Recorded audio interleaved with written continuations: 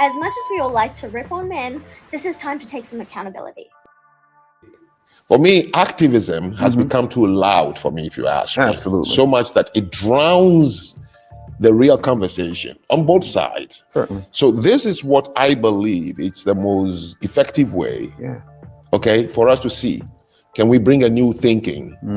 And so, as you've seen so far, what I do is simple. I try to question the answers that I grew up hearing, learning, knowing, and now being in the United States, all right? Yes. So I'm going to put you in the hot seat.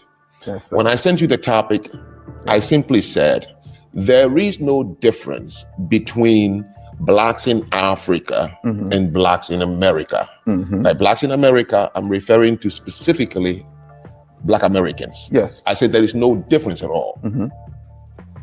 So I'm going to go to that. Okay. This took me about a year when I started thinking about this topic, but I was waiting for the right person with whom I can discuss it. Right. So after coming to the studio, I said, no, it's got to be David.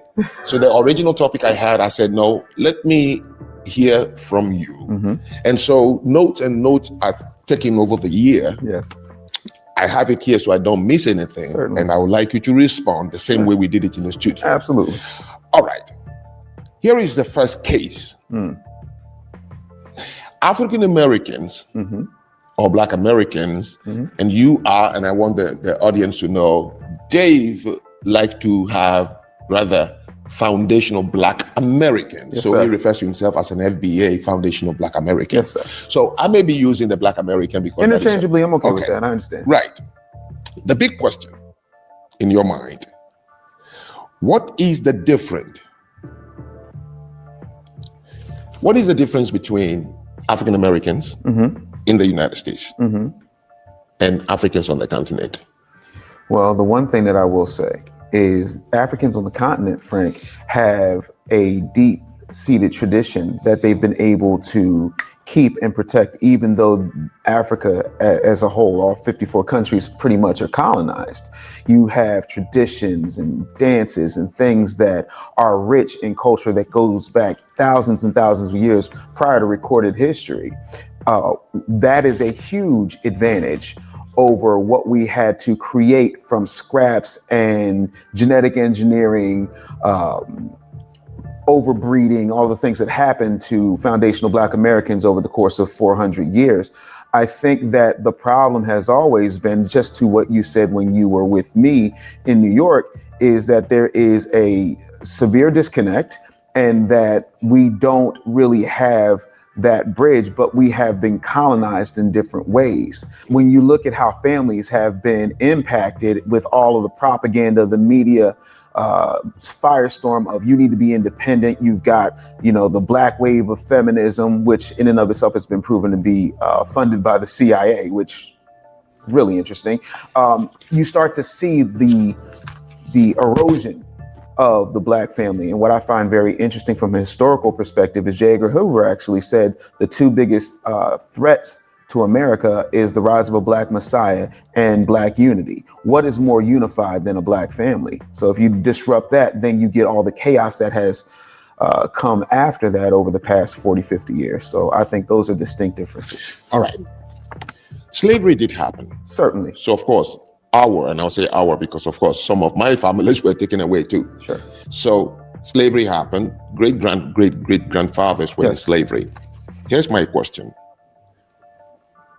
What would one say if the question is asked, what is the problem of the Black American in America as we speak? What is the problem?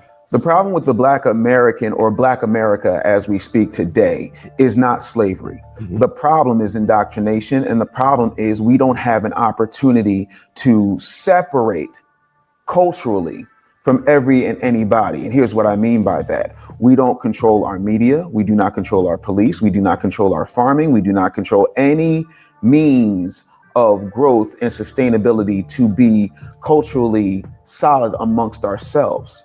And that in and of itself, we're the only group in America that, while everyone has to deal with everyone, I have Jewish friends and business partners, I have Asian friends and business partners, I have African friends and business partners. The difference is no one is so ingrained and involved where they are sharing more of the profits, more of the structure, more of the say-so than when it comes to other people prospering and benefiting off of our growth or lack thereof. When you look at things like the 13th Amendment, everybody focuses on, yay, Lincoln freed the slaves. But when you look at it from a historical context and you read the Constitution, which I know you have, the 13th Amendment says there is no slavery in the United States. Slavery is completely illegal, asterisk, unless you commit a crime. So how do I make sure that I'm able to get enough people to run this now profit center that is slavery? Slavery didn't end, it just adapted, it changed, it transformed. And if 1 in 3 people from, you can go, my lifetime, forget everything else, my lifetime, the 1994 Clinton-Biden crime bill, which said 3 strikes, you're in for life. If you've got a piece of crack the size of a quarter, you're going up for 25 years. And the person who said that has a son that had crack all over his room with a prostitute. Oh my God. There are all these things in place to keep us at each other's throats, arguing about nonsense, depending on a system, being told that we are less than. The history of American history starts with the default being whiteness and not the fact that we built this country, not the fact that major inventions, by and large, at least 80 to 95%, depending on whose estimation, came from foundational Black American minds, but we weren't allowed to patent a lot of stuff. You sure about that? You sure about that? All of these things make you feel from birth that you're inferior, because the second you come out, there's all of these categories and things that happen, and there's nothing on the other end culturally from a human perspective to reinforce it. And I will always challenge my foundational Black American brothers and sisters and say, I find it very troubling that so many of us spend so much time talking about, oh my goodness, they're taking history out of the school. They're taking Black history out of the school. My Jewish friends don't have Jewish history, in their schools. None of the other friends that I have that are of any other culture have their history highlighted in their schools, because history and cultural responsibility should start at home. If somebody wants to touch on it, that's fine. But if they pulled the history out of the schools, there's so many of us who contradict ourselves. In that we'll say, well, the white man's the enemy, the government's out to get me. But then you send your child to a government-run school and you want your enemy to not only indoctrinate, but then teach your child about who they are better than you. That to me. Before I come back to where you said, when I ask, what is the problem that anybody, if the question is asked, what is the problem of the Black American? And you said how you are not in charge, and then you listed all the things. Before I come to that, sure, I'm glad you used the word problem. Now, this is what I understand when anybody says there is a problem with a person, a place, or a thing. There is a problem. When you say there is a problem, it means once upon a time, that place, that thing, or that person didn't have that condition, which is now being described as a problem. Correct. Yesterday, I didn't have a toothache. I ate very well, right? This morning, my tooth is aching. Right. I would go to the doctor and say, I have a problem. Right. How do I know I have a problem? Because yesterday, I didn't have the toothache. Correct. So the question I'm going to ask is this. Where, outside the United States of America, where on Mother Earth, including the 54 countries in Africa, where can you describe to say that Blacks living here do not have the problems you have just described? Number two, when did Blacks never have these problems you have described? Let's have to do a comparison. The ones who are still on the motherland and then ones who are here. We have to be able to pinpoint a place in time and a place where the problems you discussed, if we look outside the United States, we can see Blacks do not have that problem because they don't live here. Where? That's a very good question. And if you look at the Black experience shared across the world, you will notice that there's more similarities than differences. Culturally, Africans and FBAs have shared the same degradation of culture over time. Single mother households on the rise, violence, the lack of accountability. Black people across the world have shared the same struggles, which has produced the same kind of product. We're closer than you think. I can't call his name, but I love this guy. He's like literally sticking it to everybody right now. Paid off all the debts and for his country. What is it? Are you talking about Ibrahim Traore? Traore, thank you. Yes, I love that guy because he's not taking no shorts. He's like, listen, oh, we owe you. Here's your money. You know, oh, we're shutting this off. Oh yeah, no, to hell with Google. And he's literally going for it.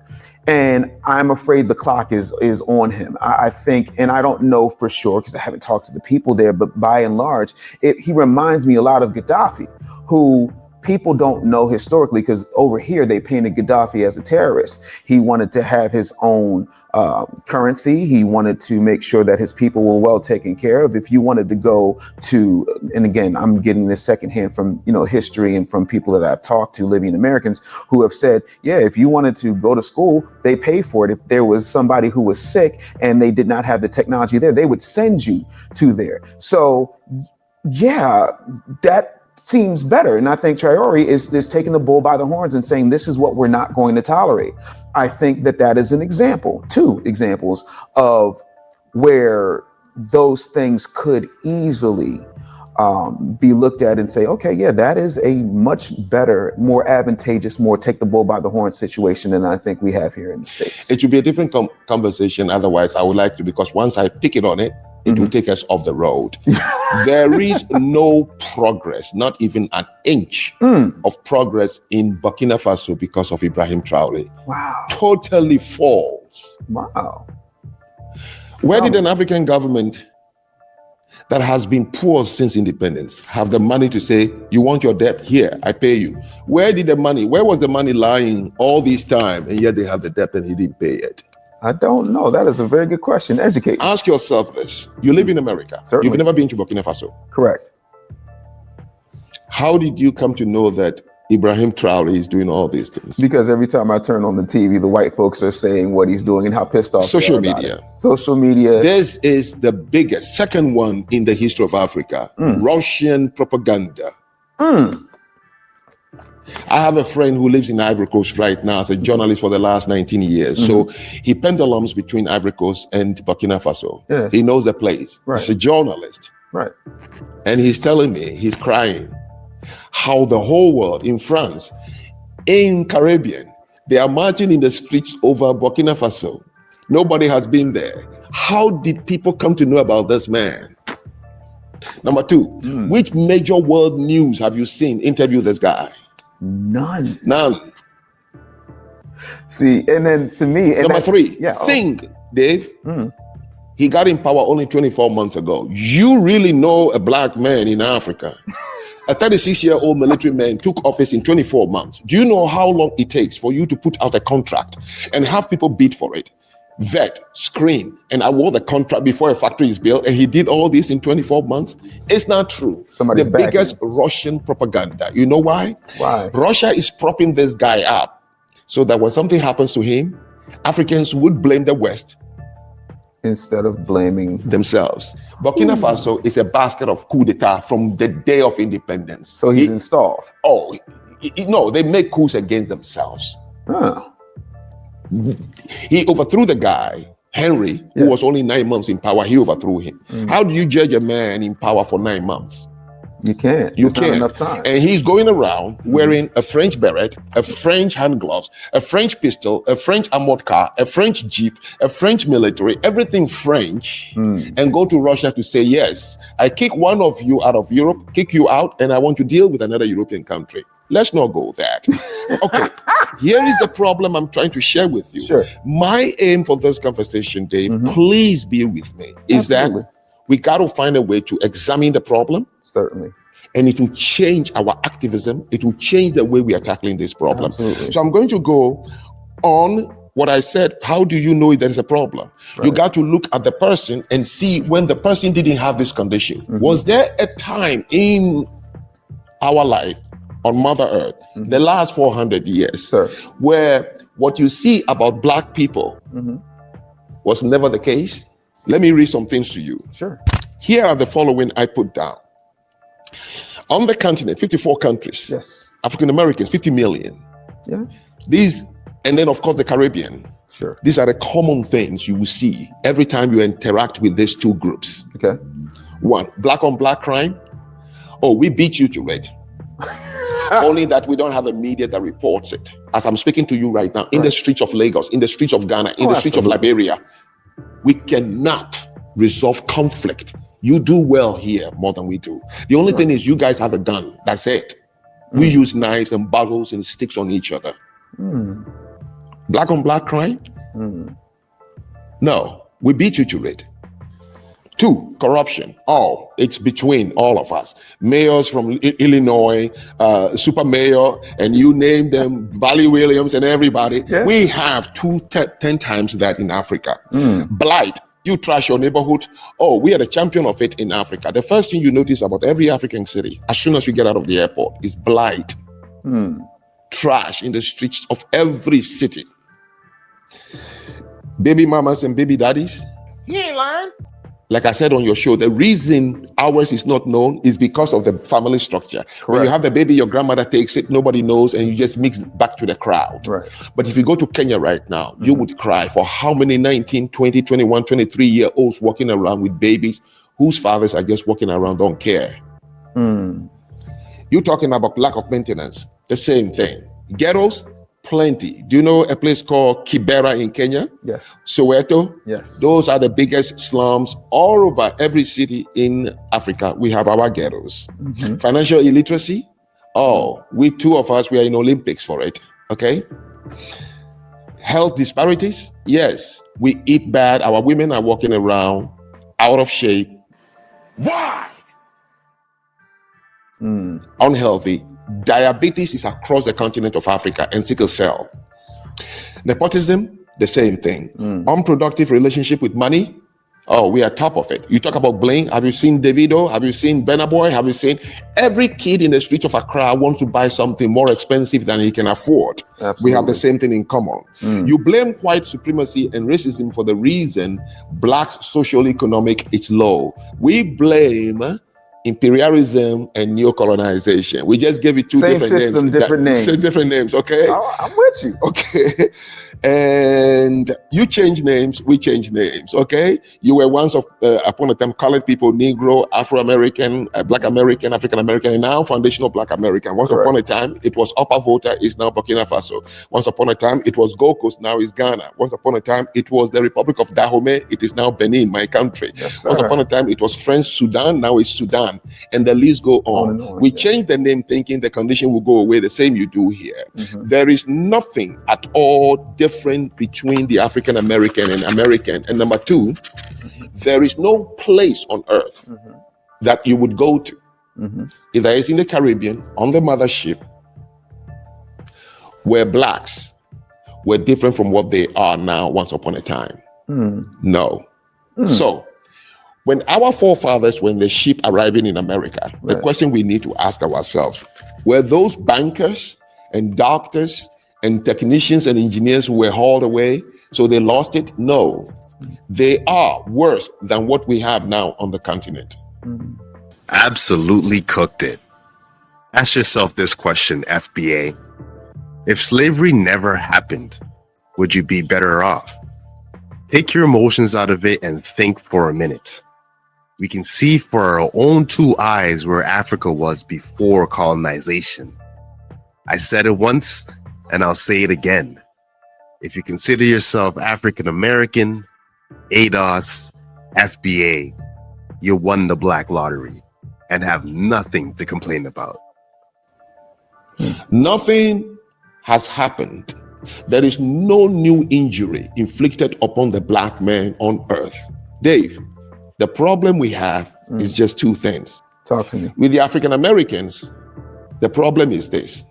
The African American do not hate or fear the white man as they do each other.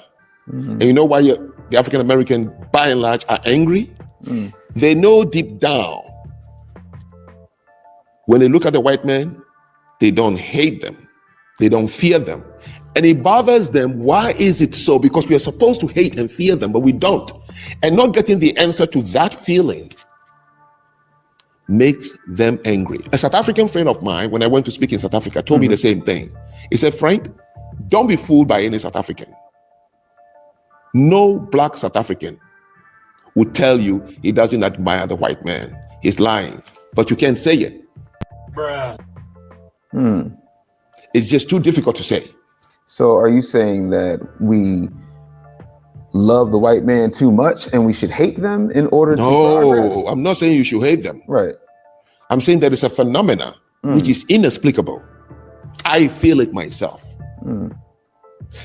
That if the African American truly fears and hates the white man, not a single African American would have remained in the United States of America. Yeah, you made that point when we were together last time. And I Number two, take a look at what we do. I didn't mention that. You go to the continent, our women are walking around, even to the orange selling lady, with fake blonde hair, eyelashes. We bleach our skins. Your women here wear fake blonde hair, eyelashes, bleach their skin. Serena Williams do not have fear for a white blonde hair which she picked from her closet, polished it all morning, kissed it,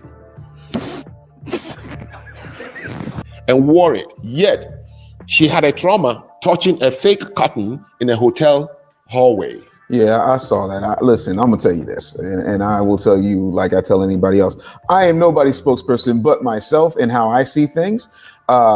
However, I am with you because I was like, why is she outraged? It's a cotton plant. But again, a lot of this is performative. A lot of this is. It's not performative, Dave. I'm telling you. You honestly believe that Serena Williams was really, really just so grief-stricken by seeing a cotton plant? No, she wasn't. Is the point I'm trying to make. The answer she doesn't have. You will not find a Jew living in Germany and decided to marry a Nazi general after the Holocaust. You wouldn't find a Korean living in Japan and decide the comfort women, the one that were taking Second World War to be used by army, and then turns around and marries a Japanese, right, and live in Japan with him. Correct. So Serena Williams is torn inside the same, the collective is torn inside. If truly we fear and hate these people of what they did to us, she feels comfortable with a white husband, just like many of them, right, and a blonde hair. She who claimed that she represents the black. So she has to find something to see if something can explain what she's feeling. She wasn't faking it. No. What is he doing? He's beginning to believe. Yeah. I mean, here's the thing. Again, exceptions don't disprove the rule. The majority of Black Americans are married to other Black Americans. 85% for men, 92% for women. Serena Williams is lightning in a bottle, a once-in-a-lifetime athlete, and truly the exception to the rule. I also believe that there are a bunch of Black people, both on the continent, throughout the diaspora, who have Stockholm syndrome and feel like they love white people to a certain extent in a certain way that isn't. I was on a dating site in Kenya. Oh my God, a dating site in Kenya. When I was there, when I was living in Kenya. Right. Okay. And you'd be surprised. I did it because my column is always life and culture. Right. So I got to do these things in order to understand so that I can speak deeply. Right. I promise you 75% on the Kenyan girls' site. Please, white men only. Huh? And that is only, you're thinking it's only Kenya. Ghana too the same.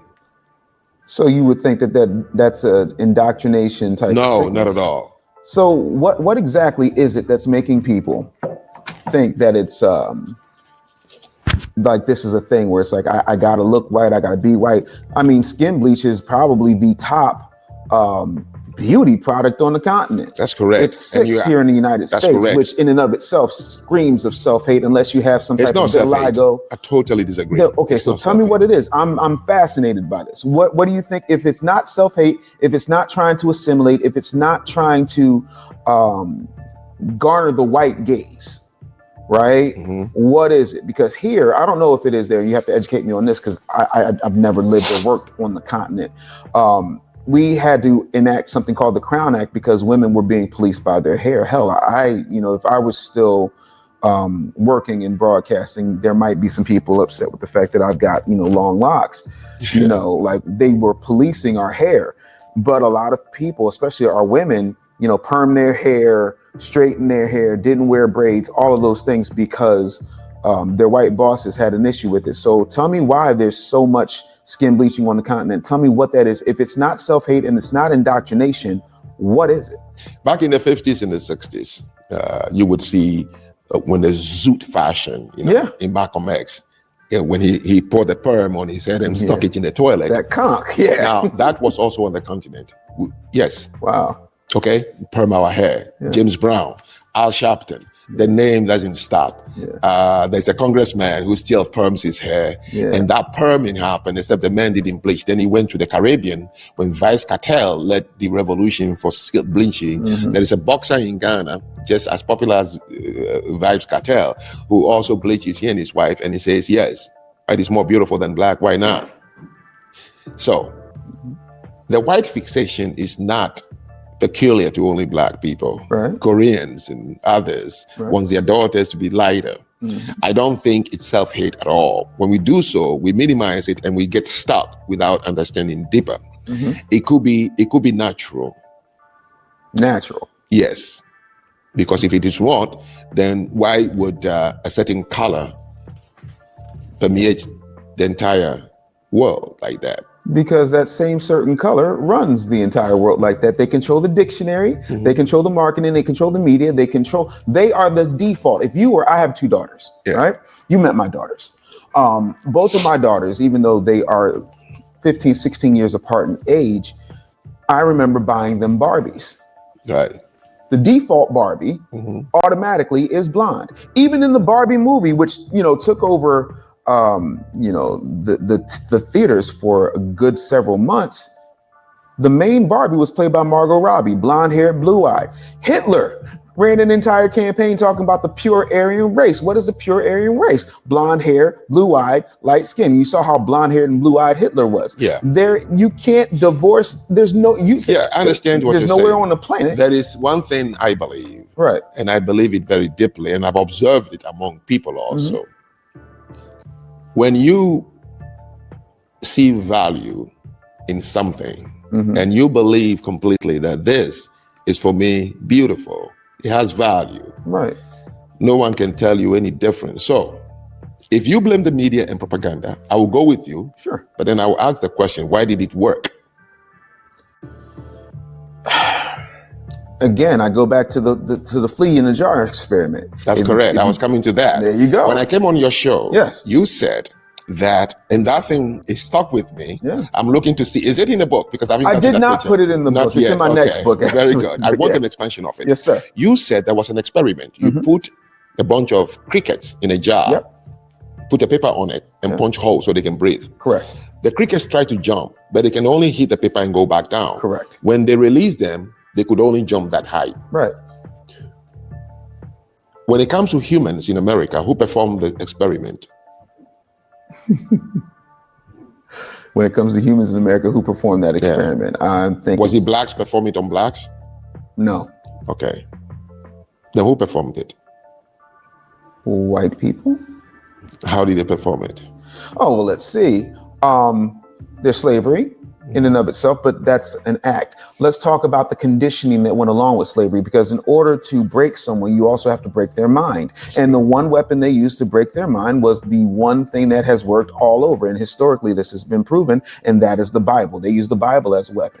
To this day, I'm a Christian, I'm also a minister. The thing that I find very interesting is to this day in the black church, for lack of a better term, those traditions of taking masses' best clothing and wearing it on Sunday. That's where you get the Sunday best thing. That's why people dress up. That's why women have these big old hats. All of these things, that's indoctrination. You look at what had happened, and if Jesus is white, and that goes all the way back to Cesare Borgia being cast as Christ, even though skin of bronze, hair like wool, he ain't got none. But that's the Jesus that we worship, But I'll no matter come to where my we same go. question. Why does it work? It works because if you don't have any other thing to go to, and this is all that's And why being don't fed. you have anything other to go to if you have a society? Societies have things they go to. Koreans were enslaved by Japanese. Certainly. When it says Zainichi, means they are referring to the generation of Koreans who got stuck in Japan and couldn't go back after the war. Right. But they live in Aichi prefecture. They taught themselves. They were brutally, and you know, Japan's, they're not Christians, so they are very, very brutal. Except Western Europe, every place on earth, you can trace slaves. None of the syndromes work on them because they don't exhibit the things we are describing today.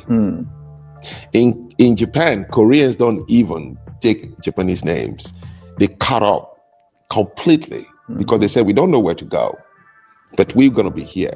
We all know, and you've read the Bible, the Jews, of course, they did go through slavery. Certainly. Brutally. Absolutely. The Holocaust was brutal, but they don't exhibit the things we are describing today because of slavery.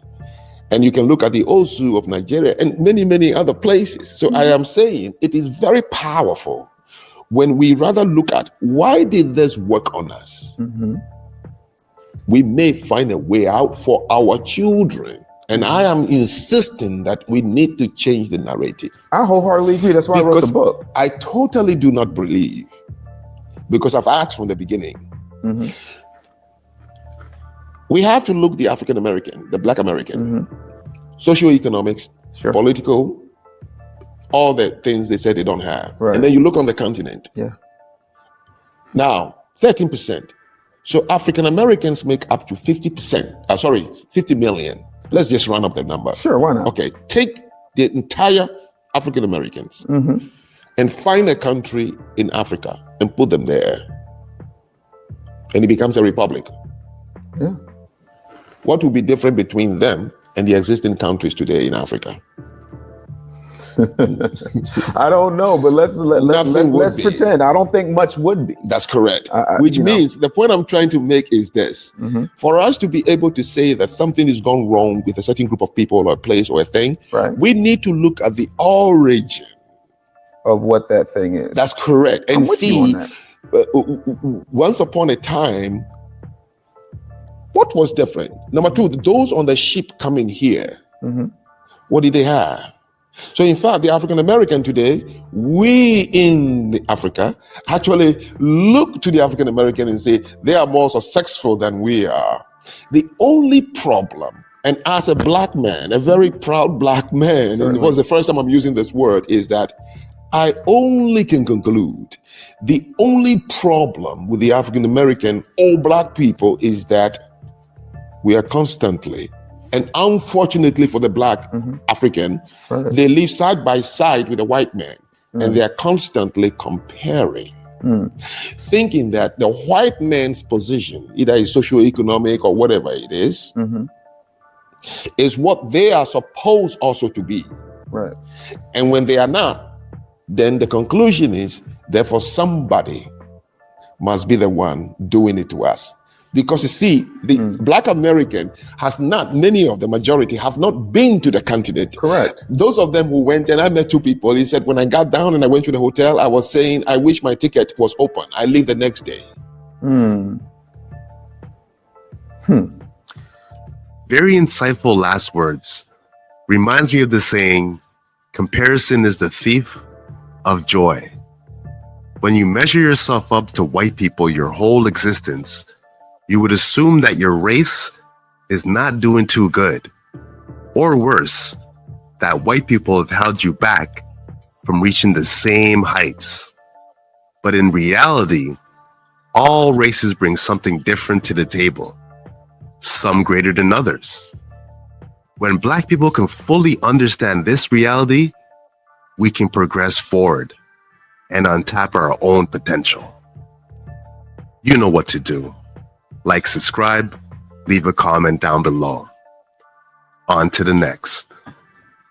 That's what I call a chain reaction. Manifest my own destiny. Sex, drugs, and rock and roll, the perfect recipe. May they remember me, my words will live on. I'm guided by an energy, a flame, hold it close to you. Check out my melody. Is it the media that's been leading you? I'll show you a thing. Misdirection, what's the message? They don't want you to win.